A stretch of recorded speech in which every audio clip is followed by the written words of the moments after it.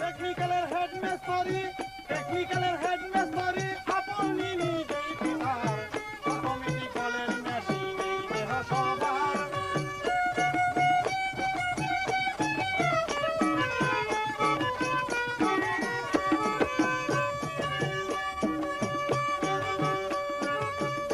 অনরে নিজে খোদা হেডমেস্টারি চারজন তার কর্মচারী 16 জন হয় প্রহরী 5 জন আছে প্যাসেঞ্জার 206 পার্সের দ্বারা দেহ মেশিন করছে খারাপ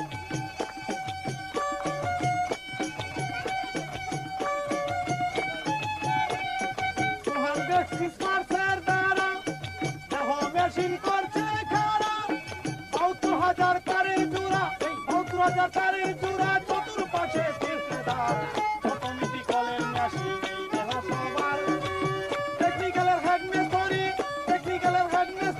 আপনি নিজেই পিতার অটোমেটিক্যালের মেশিনেই দেহ সবার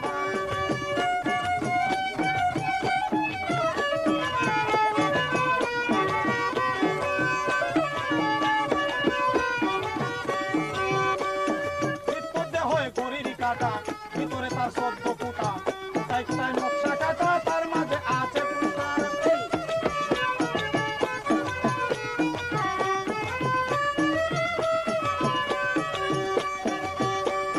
চাবি দিয়া মেইন গেটে চাবে যদি ইনসাইডে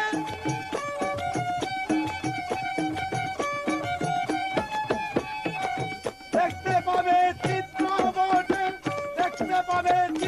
বটে সমস্ত ওয়ার্ল্ডের ফিক্সার অটোমেটিক্যালের মেশিন এই দেহ সবার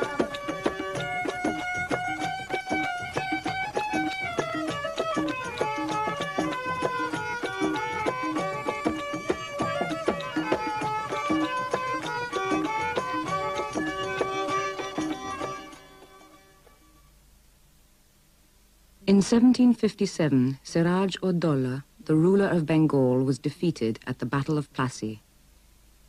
In fact, the battle was lost before it had even begun. The commander-in-chief of Siraj-ud-Dowlah's army had already sold out to Robert Clive. The shadow of such treachery and betrayal haunts Bengal to this day.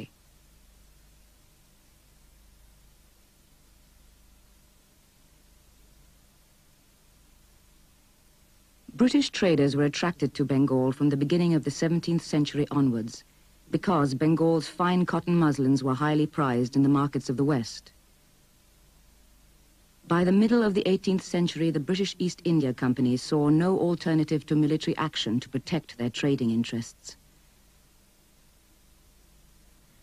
The defeat of Siraj-ud-Dowlah in 1757 marked a turning point in Anglo-Indian relations.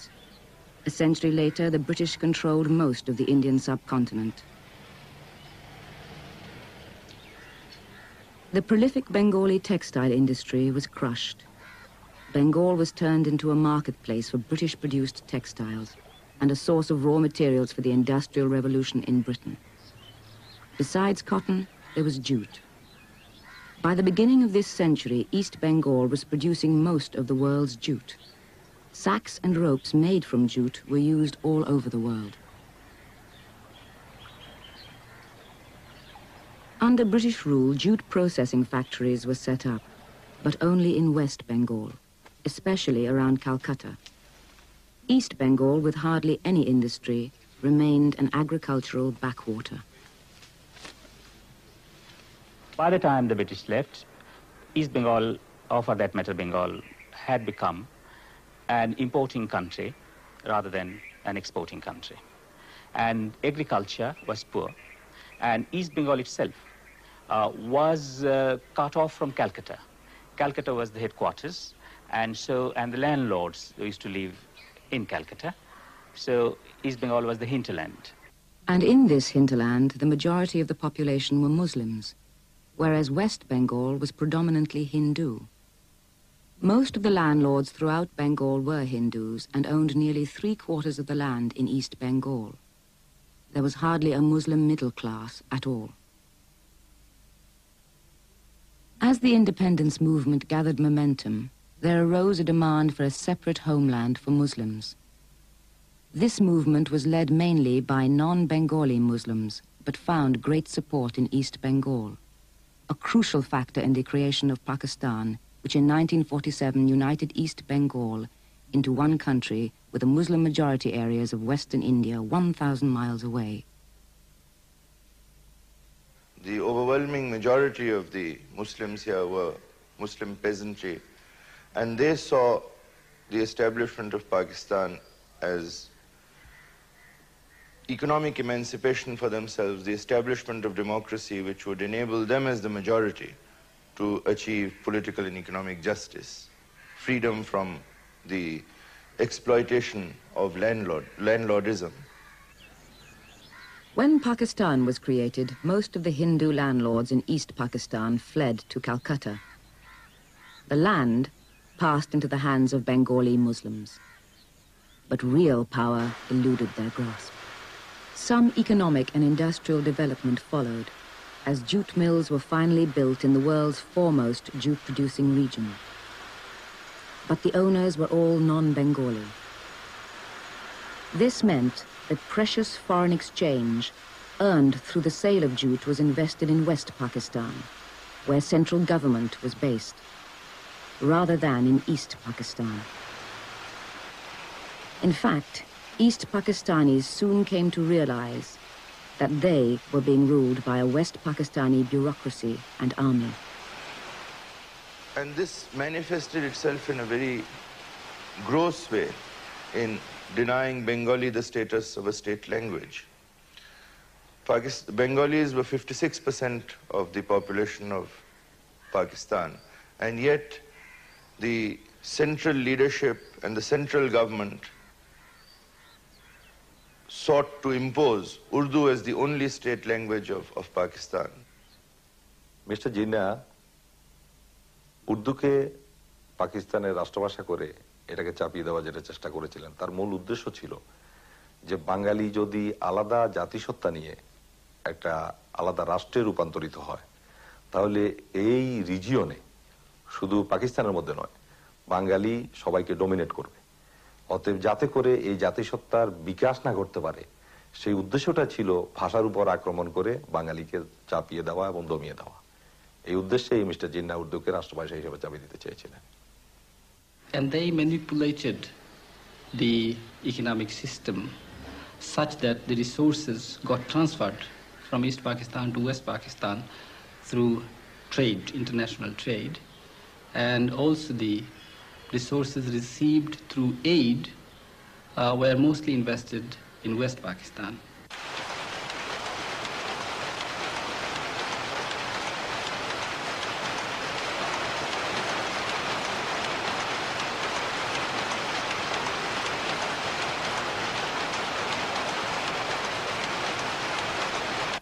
This led to an estimated transfer of about 70% of total public expenditures on revenue and development account being located within West Pakistan, found concrete expression in growing disparities in per capita incomes, with visible evidence in the imbalances in availabilities of public services such as health, electricity, road transport.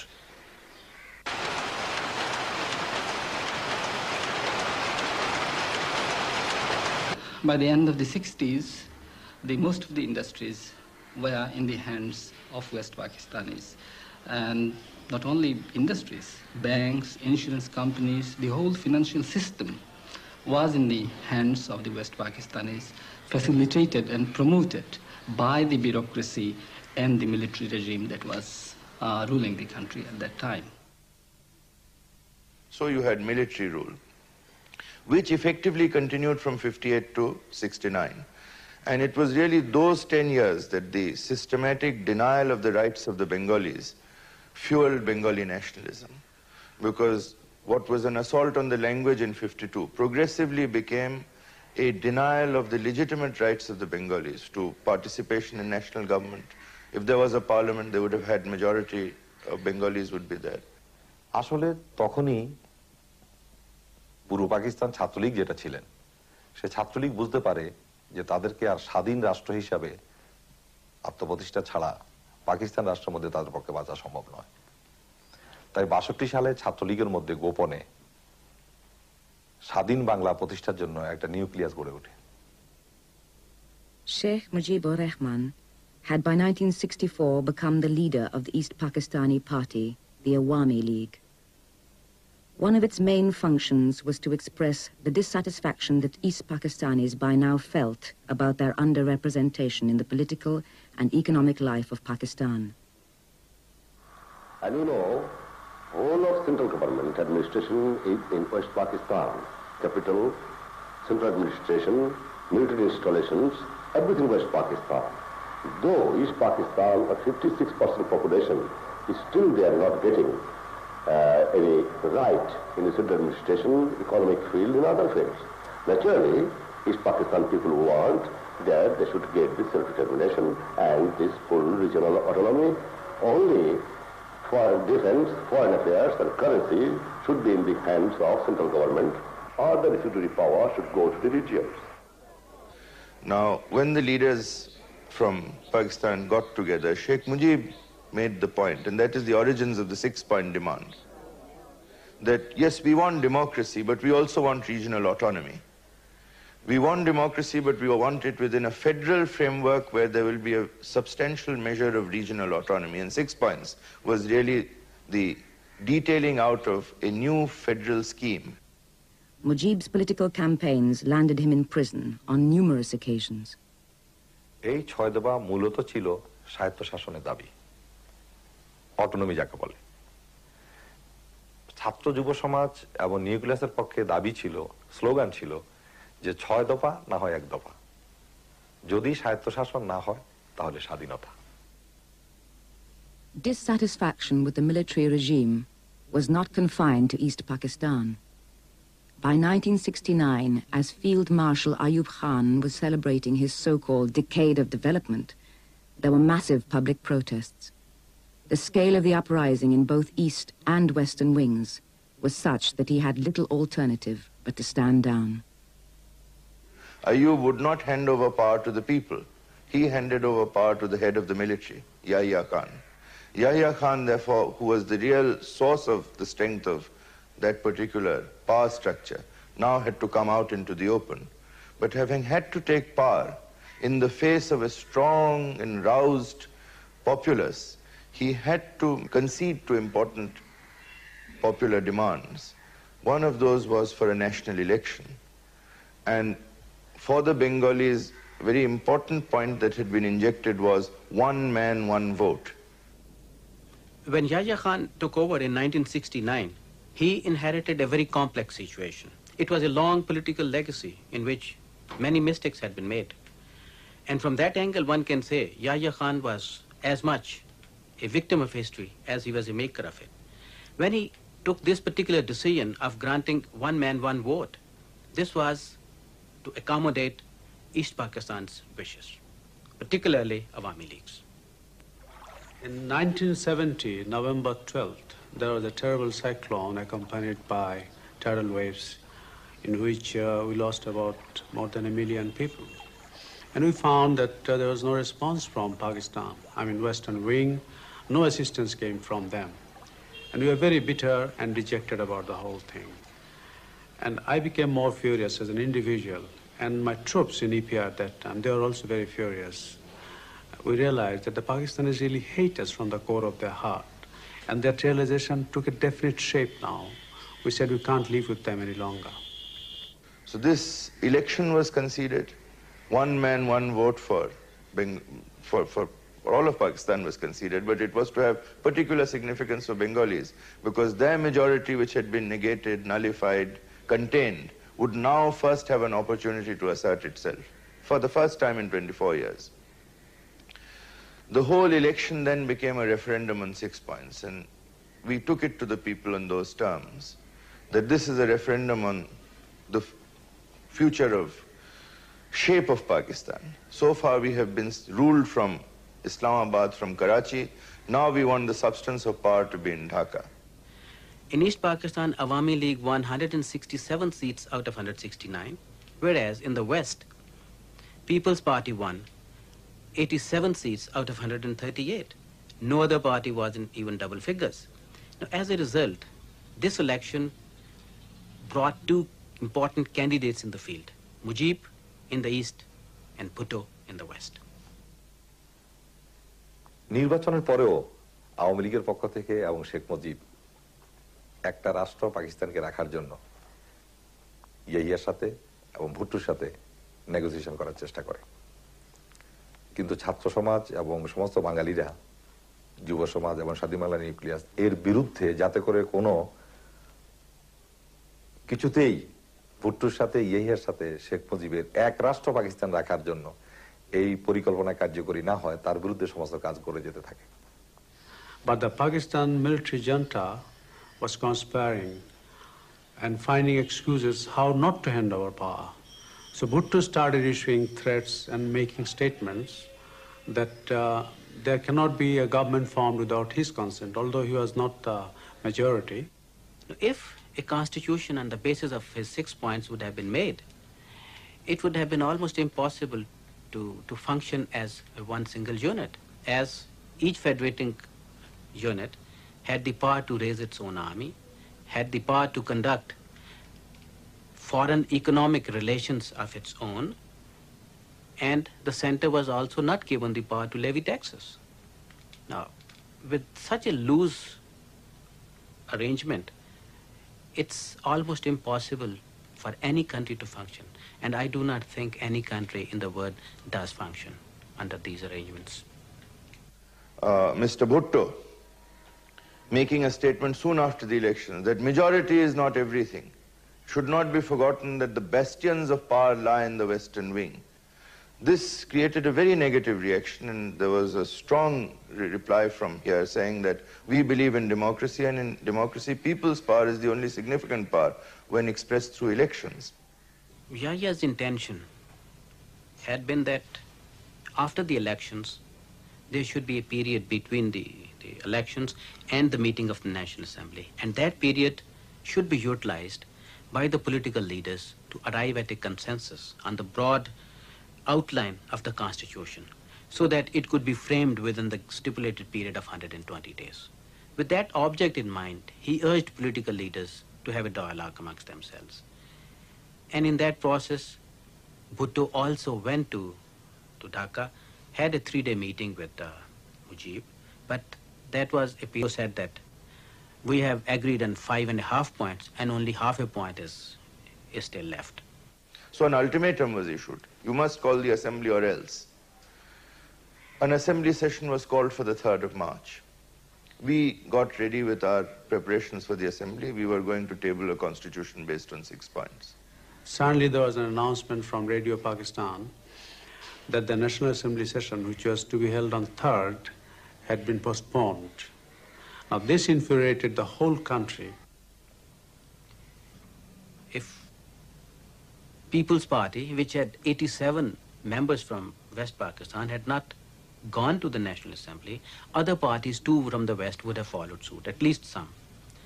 That would have almost turned National Assembly into an East Pakistan Assembly.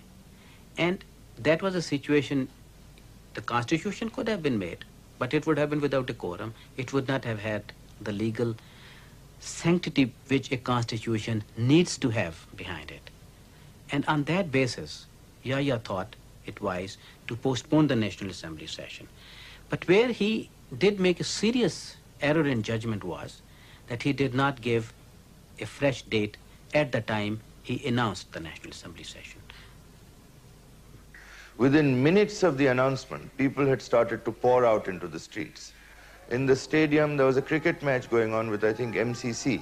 The entire test match spectators poured out of the stadium onto the streets, saying this is unacceptable, and this was seen, as I said, an attempt to negate the electoral verdict. Immediately they announced mass meeting in university campus. Thousands of general public participated, and the flag was hoisted by Mr. A.S.M. Abdul Rab. By evening in 2nd March, virtually the whole Bangladesh people were flying Bangladeshi flag in every houses. Then the student leaders met with the Sheikh Mujibur Rahman.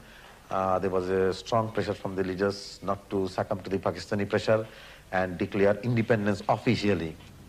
I want to live like a free citizen of a free country. You mean independence? That I don't mean. It can be done many ways. Jago, jago!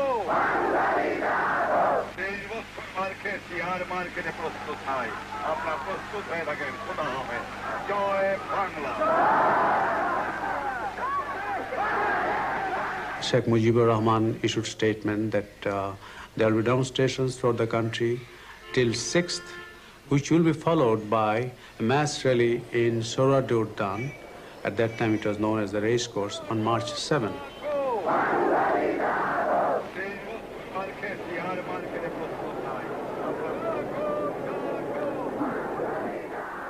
সাতই March প্রথম কিন্তু পতাকাটা আমি শেখ মুজিবকে পল্টন ময়দানে দিয়েছিলাম। কিন্তু সেদিন যখন আমি শেখ মুজিবকে এই স্বাধীন বাংলার পতাকা তাকে দেই, তখন সে জিহ্বা কেউ এটা ধরে। তিনি আমাকে বলেন এটা অনেক বেশি advance, it is too early. আমি বলেছিলাম যে এটা আর্লি নয়, this is the correct time, এটাই সঠিক সময়। Military movements were continuing. We had reports that military movements were continuing from the west to east. Arms supplies, we heard, were also being stepped up, so that and on the other hand, the popular movement was also at its peak. The non-cooperation movement continued with full vigor. From 3rd March onwards, Awami League established almost a parallel government in East Pakistan. And it indeed was a very effective parallel government. The taxes were stopped to the federal government, the offices were closed, the banks were functioning on their orders and on their instructions. And the program included demonstrations, strike in all government offices, schools, colleges, everything. And it started in Chittagong as well. We had a call from Yahya Khan's military secretary saying, you Bengalis are known to be very hospitable people, but Yahya Khan has been here for 3 days and all he has been living on is biscuits because the Bengali cooks will not cook. The Bengali cooks have said they are non-cooperating with us. So will you please issue an exemption allowing them to give him a cooked meal? So I discussed this with our leaders and said, yes, all right, we can allow him to have hot meals. The Bengali cooks were then asked in the president's house to resume their function. We maintained regular contact with the Awami League. And meanwhile, I started mobilizing my forces. I really gave them a hint of a mutiny for our own independence.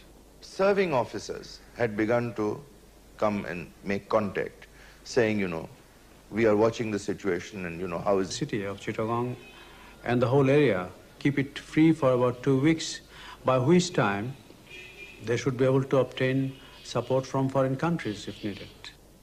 So the confrontations on the streets was mounting. The military on the one side against the roused people on the other. In Dhaka, as I say, supplies were being stopped into the cantonments. In Rangpur, there had been actual face-to-face confrontations between military and people. In Chittagong, where arms were being brought in on a ship called Swat. And at that time, the political explosion had already taken place. There was movement throughout the country. And the people did not want that ship to be unloaded, because we realized that arms and ammunition from that ship will be used against our own people. When they tried to unload it, 100,000 port workers just blocked 2 miles of the road from the ship into the city. And there were hundreds of thousands of people blocking the streets. Military were taking positions. And it was a question whether the military would really take on 100,000 people. The Pakistanis killed a large number of Bengali dock laborers and demonstrators in the port areas. And I realized that this is the time to strike. On 24th night, March 24, I passed on the orders. There are 2 code messages on which the EPR soldiers had to act, mostly the soldiers who are in the border outpost. The messages were sent and they had acted upon, in which they had neutralized all hostile forces, mainly the non-Bengali troops in EPR. And by that action, myself and my troops who had acted on it had sealed our own fate and our destiny for the future. So either we act to the next 24 hours for a decisive battle, or we are arrested by the Pakistanis and court-martialed and probably shot. There is just no other way.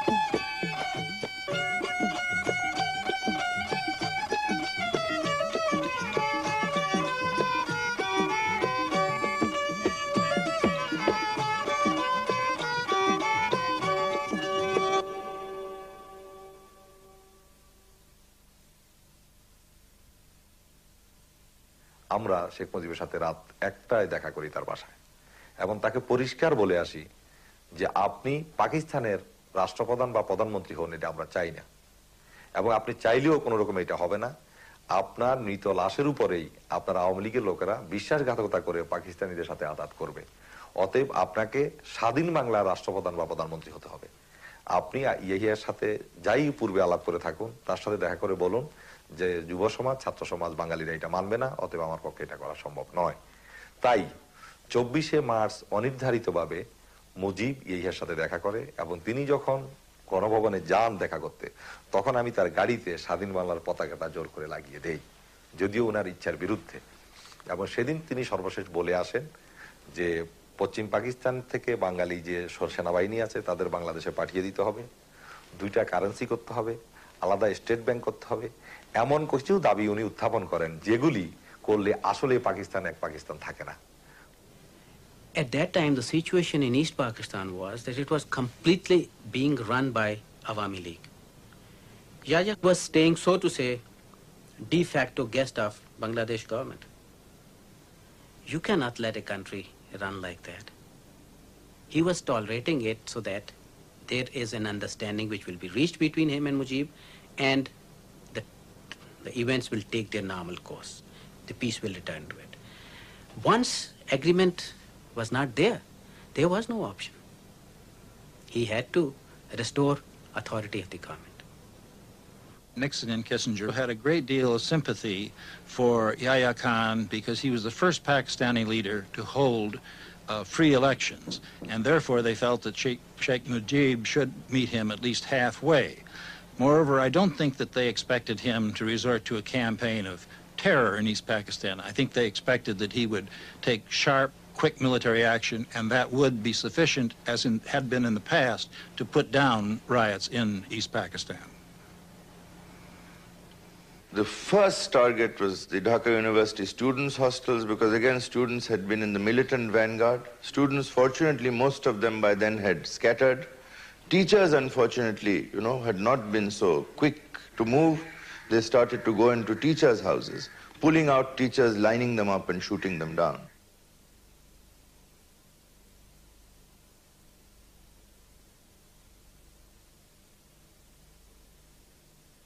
I in no way want to justify the military action, the way it was undertaken. But I just want to highlight the psychological atmosphere, the psychological environment in which that action was planned. You know, there was a very strong contingent of East Pakistan Rifles, police, and armed students. And they were in fairly substantial numbers and well armed. Compared to that, army units, they were not as big as they are made out to be. And they were operating from one basic assumption that in case they fail, they will all be killed to a man.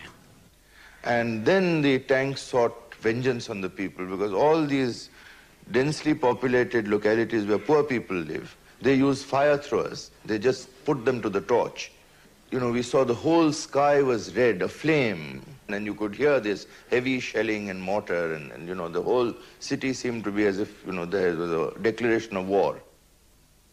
As a result of this systematic campaign of terror, millions of East Pakistanis took refuge in India. Sheikh Mujib was arrested and flown to jail in West Pakistan. Those Awami Leaguers who had managed to escape the initial onslaught fled across the border into India. In April 1971, under the leadership of Prime Minister Tajuddin, they established a government in exile with Indian help. The Soviet Union gave limited support to the Bangladeshi cause. The US stood by their old ally, Pakistan. The United States did not feel that it could do much to stop Yahya Khan from trying to suppress the uprising in East Pakistan because its aid program was small and Yahya was trying to prevent the dissolution of his country, something no leader willingly presides over. Once the army went into action, Yahya and his associates were really trapped. They had committed themselves to this course of action, and only superior military force would be likely to have prevented them from continuing it. One of the first and most pressing tasks of the government in exile was to organize the Bengali remnants of the Pakistani army. Major Rafiqul Islam and many like him led a guerrilla war during the long summer months of 1971. The government in exile was heavily dependent on the Indian government and applied pressure to them to invade in their support, to bring the war to a swift conclusion. In this, they were opposed by the radical student leaders who had also established a parallel guerrilla army with Indian government support. They wanted a war of national liberation to establish a socialist Bangladesh. The response of the Pakistani military regime was to pursue a vigorous campaign of terror, murder, and rape. It is estimated that nearly 3 million people lost their lives. News of these atrocities reached the outside world and sparked off massive public protest and international condemnation of the Pakistani regime, which, however, continued to receive public support from the US government. I think when we speak about the position of the U.S. government, we have to recognize what we're really speaking about is the policy of Richard Nixon and Henry Kissinger, because they were controlling U.S. policy at the time. There was a lot of criticism of the policy in the United States press, in the United States Congress, and even within the executive department. One reason for Kissinger-Nixon policy on this issue became known in the middle of July when it was announced that Pakistan had facilitated Kissinger's secret trip to China. Knowledgeable observers probably recognized that Pakistan had done more than provide an airplane and a takeoff point, that they had probed Chinese intentions, conveyed messages back and forth. And so Nixon and Kissinger felt some obligation to Yahya Khan for his role in helping the American rapprochement toward China come into being. There were by now an estimated 10 million refugees on Indian soil. Pressure was mounting for the Indian government to do something. Mrs. Gandhi later stated that the Indo-Soviet treaty that was signed in the summer of 1971 had been under negotiation for over a year, although its final form may have reflected Indian perceptions that a U.S.-Chinese Pakistani axis was taking place. It may have also been due to Mrs. Gandhi's belief that even with Indian assistance, the guerrillas in East Pakistan would not be able to win out over the army, and that therefore India had to prepare for military action because it could not hope to absorb the millions of Hindu refugees that were being driven out of East Pakistan. On the 3rd of December 1971, the Indian Army invaded East Pakistan. It rapidly became obvious that the Pakistani army would be defeated. On the 15th of December, in a final cynical gesture, a Pakistani army death squad rounded up a number of prominent Dhaka intellectuals and summarily executed them. Well, the surrender of the Pakistan forces on the 16th of December was a great victory of the people against military power. And the thing that for 24 years had been the dominant motif, you might say, of national life in Pakistan, the military against the people. This was a decisive victory, or we had thought was a decisive victory, of people's power against the military. On the 8th of January 1972, Mujib was released from his Pakistani prison. He arrived in Dhaka via London on the 10th. During his period of confinement, Mujib had been denied any access to news or information of the outside world. Mujib was ignorant of the war and its effects on the people and the country. All the various political parties, paramilitary groupings and student leaders who had contributed and participated in the civil war proposed that Mujib form a government of national unity. Therefore, when Mujib opted for an Awami League government with himself as head of state, this immediately led to the formation of an angry and vocal opposition led by former student leaders. Mujibur Rahman, who was a friend of mine, a great friend. Of course, he had little education, and none of us had the experience of conducting the affairs of an independent state. You must remember this point. None of us had the experience of conducting the affairs of an independent state, because for the first time we became independent with all these problems. The Bangladesh that Sheikh Mujib inherited faced immense problems. 9 months of war had brought not only death and destruction, but also the displacement of a very large section of the population. The biggest problem was rural poverty. 9 months of war had produced near anarchy in the countryside. Landlords organized private armies to consolidate and protect their property. Millions of displaced and landless people were looking for somewhere, anywhere, to grow enough food to survive. আমরা যখন সেখানে ছিলাম তখন তারা যাই গেলে এই শহরে নতুন শহর দেখছে শহরে গেলে তোমরা জমিন পাবে এই হিসাবে মা বোন বৌজি ছেলেবেলে নিয়ে আইলাম আবার পরে ধরেন অনেক কষ্ট ক্লাস করছি করবার পরে হচ্ছে ধরেন কিছু জমিনে শ্বাস করতেছি ধান হইতেছে ধান হইবার পরিপক্ষে তারা হিসেবে দিয়ে খা যখন ধানের সিজন আসে তারা হিসেবে দিয়ে খা ধান আমরা অর্ধেক ভাগ করে দেবো আমরা এই সময় ঘোষণা করে নতুন শহরে যাই ধান শ্বাস করবা তোমরা ধান হইবে এখন আমরা কি করি না দিতে হবে না দিলে তো আসারও থাকতে দিবে না Physical force was not the only means used to steal from the poor. আগে গ্রামে বড় বড় লোকের কাছ থেকে টাকা আনতাম লোন সুদ হিসাবে সুদ দেওয়া স্যার সুদই শোধ কাটতাছি না বছরে আসল দাম কি দিয়ে আসল রয়ে গেছে পরের বছরও সুদই নিচ্ছে এইভাবে মানুষ অনেক কিছু ইয়াত হয়ে গেছে লুজার হয়ে গেছে বড়দের সুদ দিয়ে With the war of liberation, came back with full of enthusiasm this country after finishing my degree and participating in the war of liberation preparations and publicity in the United States. So we thought we'll build the whole country anew. It's a great country that we were to build ourselves. So joined Chittagong University, and the years passed by. We saw how the situation slipped through the control of the administration. So just walked out of the campus and started talking to people, particularly poor people. And there I came across a woman who worked for the whole day making bamboo stool. And for that work, she earned only 50 paisa, 1/2 of a taka. I couldn't believe that one can work for the whole day and earn such a small money. The reason she was making 50 paisa was she didn't have enough money to buy the bamboo and the cane she needed to make the bamboo stool. So the trader advanced her this little money, and the trader paid the price what he wanted. So I wanted to find out how many other people did that. So I came up with a list of 42 such people in the whole village. And the total amount they needed, all 42 of them, was hardly $30.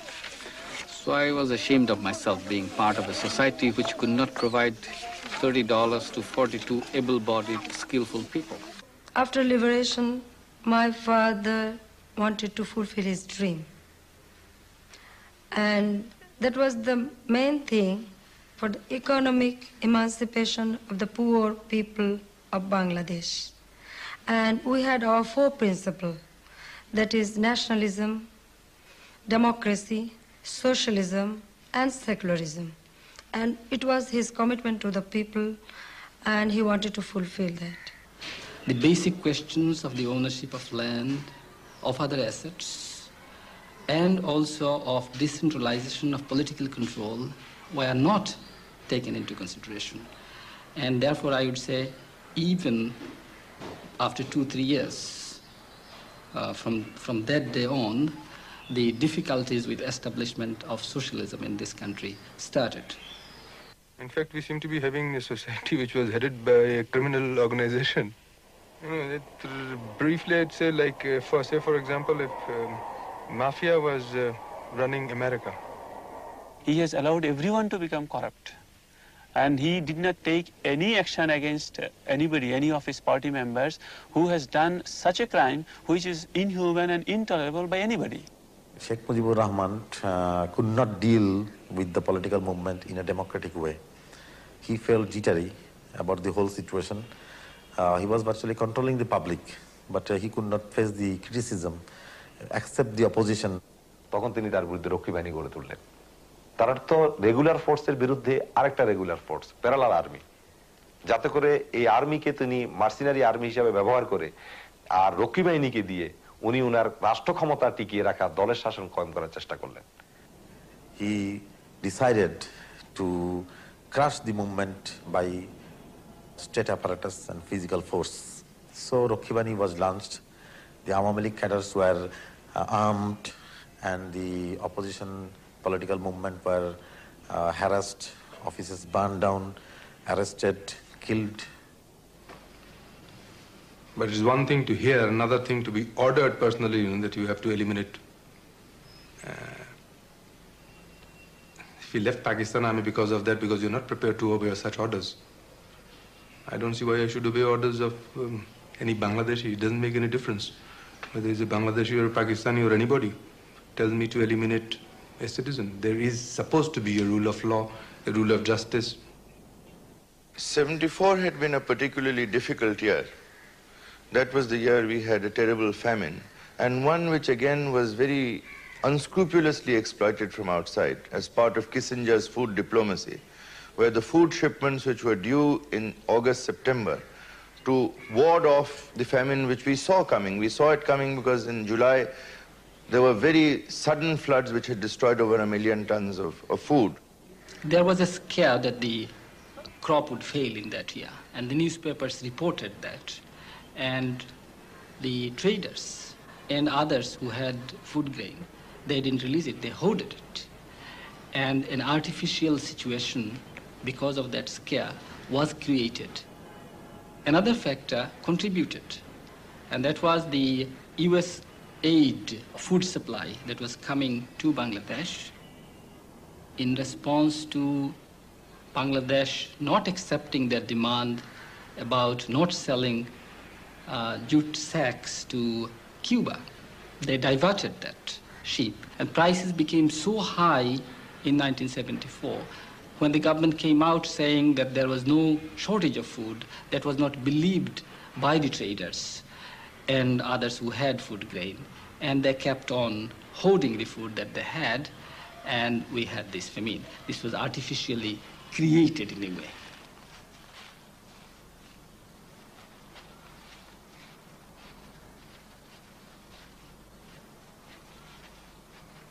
দুর্ভিক্ষে আপনারা দেখবেন লক্ষ লক্ষ লোক মারা যায় বাংলাদেশে না খেয়ে। সমগ্র বিশ্ব থেকে বাংলাদেশকে বটমলেস বাস্কেট হিসাবে আখ্যায়িত করা হয়। And the army, conventional army, which are headed by the freedom-fighting military officers, but they were trained and groomed in the Pakistani army. So this conventional army, who in the Ayub regime dominated Pakistan politics, so they felt an urge to dominate the Bangladesh politics also. And from then on, the army also conspired to overthrow Sheikh Mujibur Rahman and take the power of state power. এবং মুজিব ক্ষমতায় টিকে থাকার জন্য হাজার হাজার রাজনৈতিক কর্মীকে হত্যা করে। জাসদের 10,000 কর্মীকে জেলে রাখে, মোশাররফ হোসেনকে হত্যা করে, সিরাজ শিকদারকে হত্যা করে। এই ধরনের রাজনৈতিক হত্যার মধ্য দিয়ে ফ্যাসিবাদী কায়দায় খবর কাগজ বন্ধ করে দিয়ে, কণ্ঠরোধ করে দিয়ে মৌলিক অধিকার, ফ্রিডম, মানুষের সিভিল রাইট এবং মানুষের ফান্ডামেন্টাল রাইটস এগুলি কাঠিল করে দিয়ে মুজিব ক্ষমতা থাকার চেষ্টা করে। So in 1974, the situation was very volatile. There was massive strikes, the economy crumbled, the bureaucracy failed. So Sheikh Mujibur Rahman, to save the situation, went officially for emergency. Mujib Sahab went for Bakshal, which means one leader, one party, one country. Total disregard and betrayal of people's confidence, hope and expectation, and total negation of the constitution which we ourselves framed. That is Bakshal. Stopping newspapers, all newspapers excepting 3-4 under the government control. According to my reading, though cruel it will sound, Mujib's political death was on that day on which he formed this one-party Bakshal. By 1975, Mujib had become increasingly unpopular in Bangladesh itself, and it seemed to be less a question as to whether or not he would be overthrown than who would overthrow him. Since most of the reports indicated that a group most likely to come out on top was basically a conservative right-wing group rather than a Marxist pro-Soviet group, the United States had relatively little concern about the developments there at the time. The first obvious choice was General Zia, because at least he was not tarnished. So after a lot of arrangements, I managed to see him on 20th of March 1975 in the evening. General Zia said, I am a senior officer, I cannot be involved in such things. If you junior officers want to do it, go ahead. My father was so popular, and people had their faith on my father.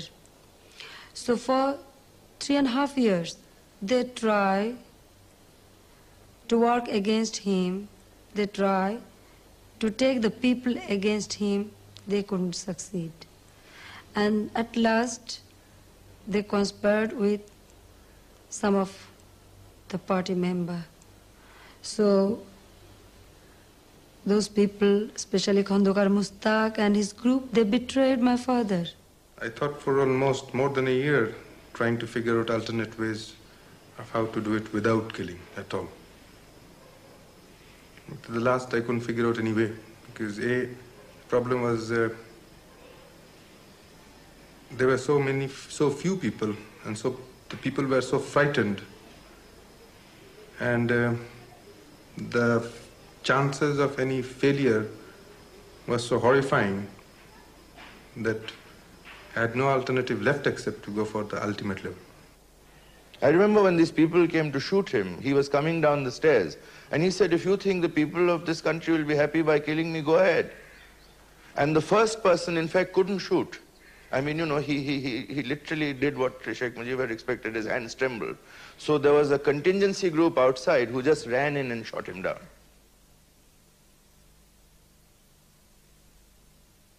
Sheikh Mujib rose to power as a champion of East Bengali nationalism. Even while in jail in West Pakistan, 1,000 miles away, during the Liberation War, he remained an inspiration to tens of millions of his countrymen. When he returned in 1972 from jail in Pakistan, he had the whole population behind him. 3 years later, when he and most of his family were gunned down in cold blood, there was hardly a murmur of protest.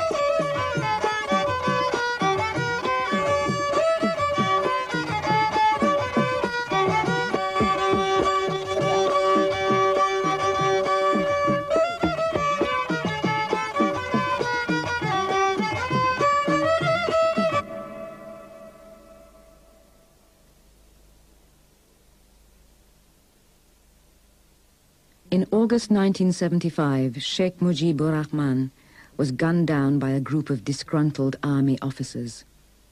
But the roots of treachery and betrayal had spread far and wide. In 15th August, actually a few handful of army officers killed Sheikh Mujibur Rahman, but they did not take over. The important thing in the killing of Sheikh Mujibur Rahman was that he was brutally killed, but the takeover was done by another important Awami League leader, Mr. Khandakar Mustaq Ahmed, who was a minister in the Awami League regime. Colonel Rashid, you and Colonel Farouk made Mr. Mushtaq president after Mujib's death. Did you bring him into the plot before that? Yes, I had the first contact with him around the first week of August. And subsequently I met him on 13th as well as on 14th. Around 1980, some journalists made charges that U.S. officials in Bangladesh had not only known that a coup was going to take place, but had actually been involved in it. Congressman Solars looked into these accusations when he contacted the State Department.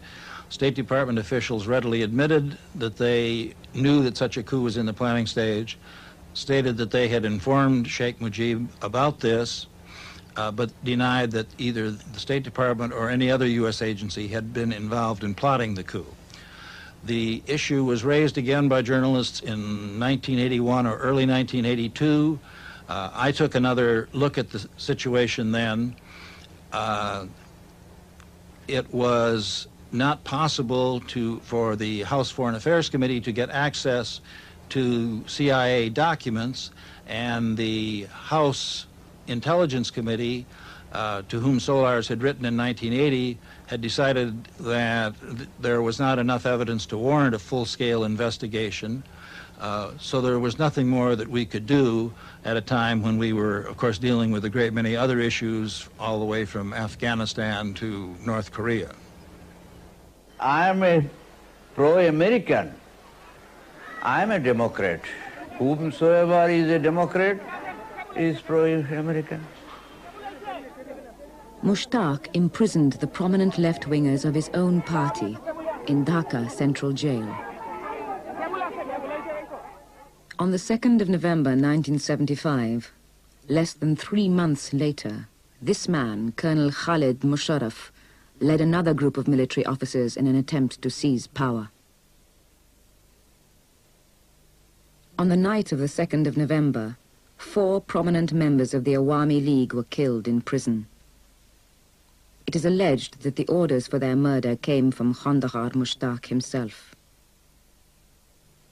Khandakar Mostak ক্ষমতা আসার পরে 4 জন নেতাকে ঢাকা কেন্দ্রীয় কারাগারে কেন হত্যা করা হয়েছে? আসলে খন্দকার মোস্তাকের যে ভীতিটি ছিল সেটি হলো এরা যদি জীবিত থাকে তাহলে তখন পর্যন্ত মুজিবের প্রতি তার রাজনৈতিকভাবে তার যে এক্সর্শনটা হয় নাই, তাতে করে মুজিবের সপক্ষ হয়ে বা জনগণের সপক্ষ হয়ে এইভাবে সামরিক কুদেতার বিরুদ্ধে আবার যদি জনগণ মোস্তাককে রাষ্ট্র ক্ষমতাচ্যুত করে তাহলে সম্ভাব্য তাজউদ্দিন এবং সৈয়দ নজরুল ইসলাম সহ এরা আবার বাংলাদেশে একটা সরকার গঠন করতে পারে। অতএব মোস্তাক চেয়েছিলেন যে তার পরবর্তীতে যাতে করে আরেকটা সরকার গঠন করার মতো কোনো জাতীয় নেতৃত্ব বাংলাদেশে না থাকে, সেই জন্য তাদেরকে হত্যা করা হয়েছিল বলে আমার ধারণা। Khandaqar Mushtaq Ahmed stepped out of the firing line and Colonel Khalid Musharraf appeared to be in control until on the 7th of November he himself was gunned down by his own troops in what appeared to be a left-wing uprising from within the ranks of the army. Out of the chaos that followed, the same General Zia-ur-Rahman, who had stood aside while his junior officers murdered Mujib, exerted his power as the army commander-in-chief and became the effective ruler of Bangladesh. During the next 5 years, he faced more than 20 mutinies and uprisings from the ranks of his dissatisfied armed forces, which were put down with by now familiar brutality. Amnesty International and other reports claim nearly 1,000 of his own troops and officers were executed. On the 30th of May 1981, General Zia was himself gunned down by fellow officers. The events surrounding the killing of General Zia-ur-Rahman remain confused. Many of the most senior officers involved were themselves killed shortly after they had surrendered to the authorities. What is clear is that after 9 months of the caretaker government of Justice Abdur Sattar, the Army Chief of Staff, General Ershad, seized power in Bangladesh's first bloodless coup. Everybody heaved a sigh of relief that some protector has come to save the nation. And what I did, how I captured power, it is the military tactics. U.S. administrations were basically impressed with the job that President Zia-ur-Rahman was doing to get the Bangladesh economy moving and provided considerable amounts of economic assistance to his government. They also urged him to try to move toward allowing some popular participation in government. They have, I believe, been somewhat less impressed with the government of President Ershad, but at the same time have supported it while continuing to urge him to allow some popular participation. General Ershad has been ruling Bangladesh since 1981, initially by declaring martial law, and then through thinly disguised military regimes. In response to Western pressure, he has held a number of general elections. These have been boycotted by the opposition parties and dismissed as fraudulent by neutral observers. Colonel Farouk, self-confessed killer of Mujib, after a short period of exile, returned to stand as one of the election candidates. After 15 years of Bangladesh, now we find that there is virtually no civil right, no political right. There is no trade union right. There is no right of strike. There is no right of mobilization. Even the freedom of speech and freedom of press is very, very curtailed. This is one aspect. On the other side, on the economic side, we are gradually becoming poorer and poorer. Of course, few people are becoming richer and richer, but they are very few in number. The majority of the people are getting poorer, the living standard deteriorating day by day. So this is a very frustrating situation so far the economy is concerned. The British exploited rural East Bengal. The West Pakistanis exploited rural East Pakistan. Successive Bangladeshi governments have also failed to tackle the problems of rural Bangladesh.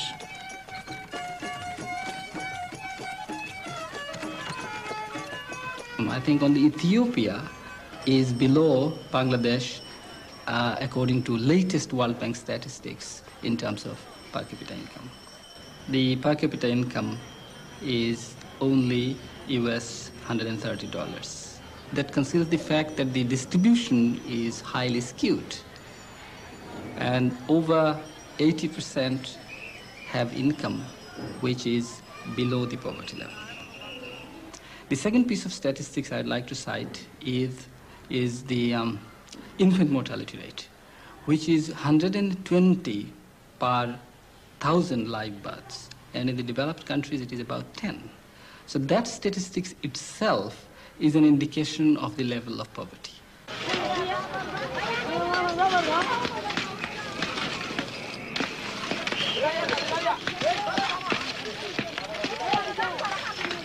So the latest nutrition survey shows that over 80% of the people have inadequate nutrition, and about 50% very severely malnourished. So you see the green, all right, it is green. You see probably rice crop, but that conceals the fact that there is control of land. About 10% of the rural households control over 50% of the land. About 30% of the people are totally landless. Another 32% marginal farmers. And another 10-12% maybe somehow pull through. If you add that all up, you will see from landless to marginal to small farmer over 80% of the population. The various military governments have attempted to solve the problem of landlessness by settling landless Bengali people in the Chittagong hill tracts, the sparsely populated homeland of various non-Muslim tribes like the Chakmas. 30 তারিখ এবং April মের 1 তারিখ সিধু আমাদেরকে বহু গ্রামকে গ্রাম কিনারে জালে দেউয়ে এবং কয়েক শত মানুষরে ব্রাশ গইদরি মারে ফেলা হইয়ে এবং বুদ্ধ মন্দির এবং আমার ভিক্ষু তারার উপর অমানসিকভাবে মানে নির্যাতন করা হইয়ে এবং এগো ভিক্ষু জাগাত কিনারে তারা গুলি গুলি মারে ফেলে জন্দই আমার সমস্ত বুদ্ধ মন্দির যা আগে সমস্ত কিছুই তারা জালে ঘুরে কিনারে সাই করিত তো যেহেতু তারা সান্দে ধর্মগান তারা নসান তারা মানে আমার এই যে এখানে প্রতিষ্ঠান ও আমার এই সমস্ত অর্গানাইজেশন কিছু তারা ইয়ার নসান তারা সান্দে আমার জাতরে এই পৃথিবীর বুকত নিশ্চিন্ন করে দিনা অর্থাৎ বাংলাদেশের তো নিশ্চিন্ন করে দিনা তো তারা ছলে বলে কৌশলে তারা আমার উপর এই সমস্ত যে আক্রমণ তারা গঠন এবং সেনৈতে মই যেখানে ইন্ডিয়া বর্ডারের মধ্যে মই রিফিউজি হিসেবে শেল্টারে লোক According to the International Working Group of Indigenous Affairs, perhaps 200,000 tribal people, a third of the indigenous people of the Chittagong Hill Tracts, have been killed by the military of Bangladesh or by settlers. 250,000 settlers, landless Bengalis from the plains, have taken over much of the agricultural land in the hill tracts, particularly in the north. Thousands of our peoples have been driven from their house and lands. The solutions of the problem of the Bengali landless is not to take the lands of tribal people by force and to kill us. Already 50,000 tribal people are refugees in India. In the hill tracts area, there are few tribals living who have distinct national characteristics, different language from Bengali, different cultural attitude, other tastes, all these things. So they have a distinct national identity. So what they are wanting is that they should have certain amount of autonomy within the framework of Bangladesh, which is a 100% justified demand. But our government, since Mujib's period and later on all the subsequent government, wanted to reply their demand by military operation. Now there is a serious kind of military operation is going on in the whole of Hilchak area. There are so many cantonments in the whole of Hilchak area. And unfortunately, what Pakistan Army did to us in 1971, we are probably doing almost the same thing to them in the Hilchak area now in 87. Recently, as a result of international pressure, the government of Bangladesh has announced a halt to its settlement program in the Chittagong Hill Tracts. There are, however, still 25,000 tribal refugees in India who are afraid to return.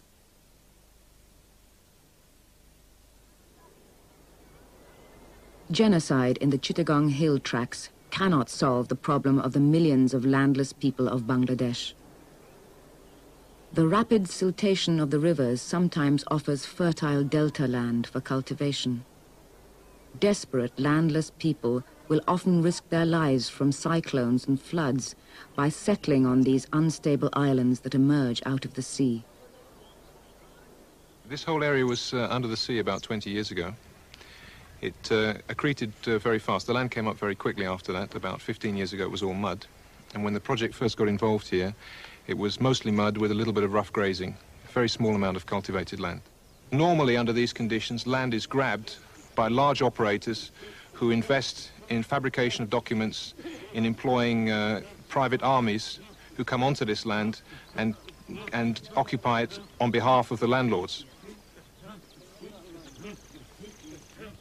লাঠি ছোটা sell সুবলি রাখসা এভাবে লাইটেল বিভিন্ন দেশ থেকে লাইটেল আনি লাইটেল নিয়ে আমাদের ওইখানে আঙুরে সরে থাকতে দেয় না সর থেকে তাকাই দেয় গদ দুয়ার কাটি বহুত ঘর আঙু হুইয়ে লিছি একে কাতারে 17-18 ঘর আঙু হুইয়ে লিছি তারপর ছেলে একটা মারিয়ে লিছি একটা ছেলে মারিয়ে লিছে গরিবের নিয়ে গেছে কত নারী নির্যাতন হয়েছি তাহলে আমরা কোনো শক্তি আর না গরিব আর কে সেকেন্ড করলে হুরুস দি ধমকি দিলে আমরা হলাই যাই উঠি দায় ওইখানে যাই বদলা দিই এখান থেকে হরিবার বিভিন্ন হরিবারও লিয়ে গেছে নিচের কোলের ছেলে লাঠি দিয়ে বাড়ি দিই কোলে মেরে ফেলেছি হারাবার পরে দিই আমরা এটারও কোনো বিচার হয়নি কিন্তু এইগুলো করবার পরে এই আমরা নিজেরা করিতে জয়েন হই ধরেন তারা অন্য বিভিন্ন অফিসার আনি আঙুরে ধরেন হিসে দিই বাজনে নিজেরা করি কর্মীরা হিসে বাজনে আমরা আজ পর্যন্ত ধরেন একতাবদ্ধ ব্যাগ হয়েছি সংগঠন করছি করে আমরা এই এন্টার সর 800 পরিবার আমরা সংগঠন হয়েছি।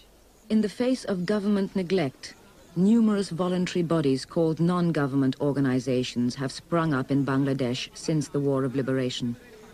In 1987, they numbered many hundreds, each with its own particular solution to the fundamental problems of rural poverty, access to money and access to land. Even the Noakhali Land Reclamation Project, which had received some official and foreign backing, was given title to the land it reclaimed only in 1986, many years after the project had started. Land grabbers, too, have influence in politics. Now, the elements which have contributed to this scheme have been the Bangladesh Water Development Board, which constructed the polder, designed and built it, with assistance from the Dutch government, technical assistance. It was financed by the Dutch government. A very important element was organisation of the landless people, which was done by a local non-government organisation called Nijirakuri. We have in this project about 30 societies, a total of about 900 families, each family having 2 acre cultivable land and some area for homestead, drainage, general facilities, community center, etc. The salient feature is that the societies, they cultivate the land collectively and nobody owns a particular field, but everybody is a shareholder of all the lands of the society.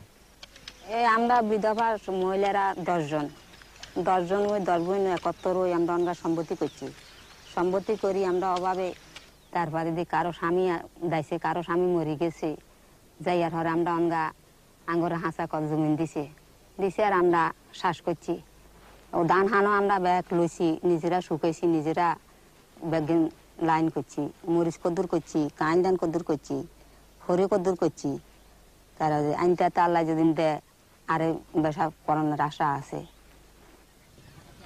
Many millions of Bangladeshis will never have access to land without fundamental changes in government policy.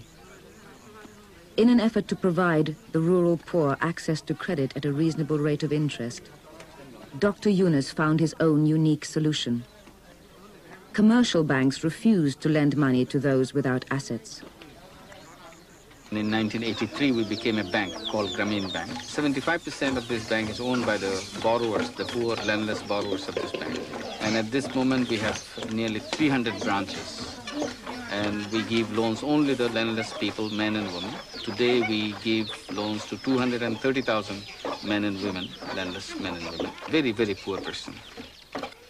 সংসারে আমার আগে কোনো আয় উন্নতি ছিল না, bank ঢোকার পরে আমার এই আয় উন্নতি হয়েছে। এখন ভাত খাইতে পারি, ছেলে দুই ছেলে কৃষি কাজ করে, স্বামী অসুস্থ, আগে তে গৃহস্থী কাজ করতে পারে না, এখন কোনো কাগজপত্র লেখা দিলে হ্যাঁ বইয়া লিখতে টেকতে পারে, এই দিয়ে সংসার চালাইছি। আমি বারাটারা বানি। Smallest amount that we lent out so far is about $1, 30 taka.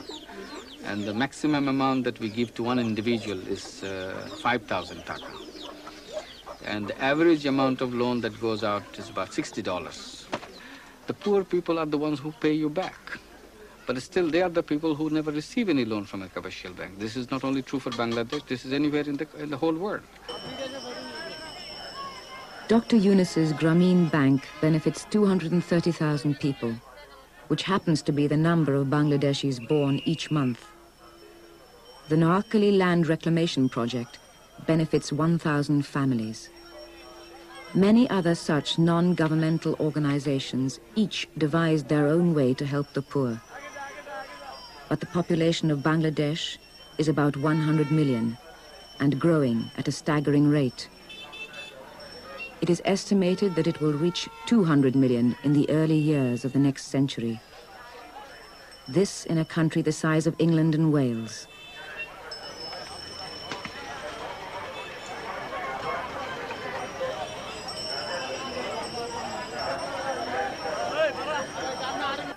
The evidence would indicate that Bangladesh has the capability to cope with the rising population and to, in fact, feed even these astronomical numbers which appear on everyone's charts. An FAO study indicates that in the year 2000, if Bangladesh, in fact, exploits the various technological possibilities which exist with its agriculture and can provide the necessary supporting services, and it might be added, if you can carry out the social engineering which gives access to land and earning opportunities to the bulk of the population, it is reckoned that you could support as many as 12 people per hectare, which is one of the highest rates of support capacities of any agrarian system in the world.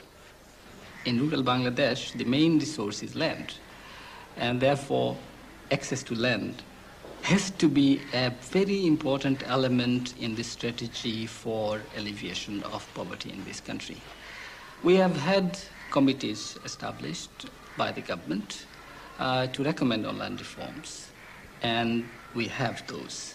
But somehow the basic question of the ownership pattern of land has remained untouched. In Mujib's period, there was no democracy. Jia's period, there was no democracy.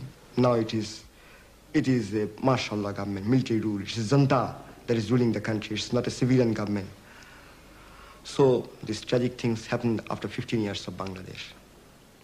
The country belongs to the people and must be ruled by their genuinely elected representatives. And the military are to be subordinated to the elected representatives of the people.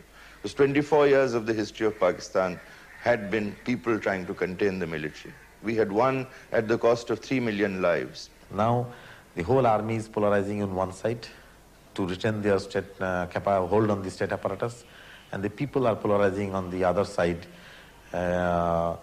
for achieving democracy and wipe out army and civil bureaucracy totally. So this is the position we are facing now. We are heading for another clash. It is not a clash between General Irshad and the people. It is a clash between the army and the people. সর্বপরিবেশগ্রাসী হলে সামান্য ভাতের ক্ষুধা ভয়াবহ পরিণতি নিয়ে আসে নিমন্ত্রণ করে। দৃশ্য থেকে দ্রষ্টা অবধি ধারাবাহিকতা খেয়ে ফেলে অবশেষে যথাক্রমে খাবো গাছপালা, নদী নালা, গ্রামগঞ্জ, ফুটপাত, নর্দমার জলের প্রপাত, চলাচলকারী পথচারী, নিতম্ব প্রধান নারী, উড্ডীন পতাকা সহ খাদ্যমন্ত্রী ও মন্ত্রীর গাড়ি। আমার ক্ষুধার কাছে কিছুই ফেলনা নয় আজ। ভাত দে হারাম জাদা, তা না হলে মানচিত্র খাবো।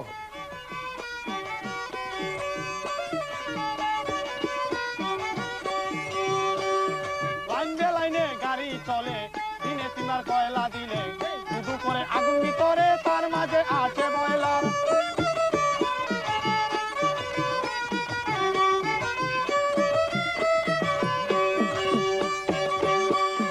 ইলেকট্রিক কারেন্টের বলে লাইটে টু লাইটই জ্বলে, ইলেকট্রিক কারেন্টের বলে লাইটে টু লাইটই জ্বলে।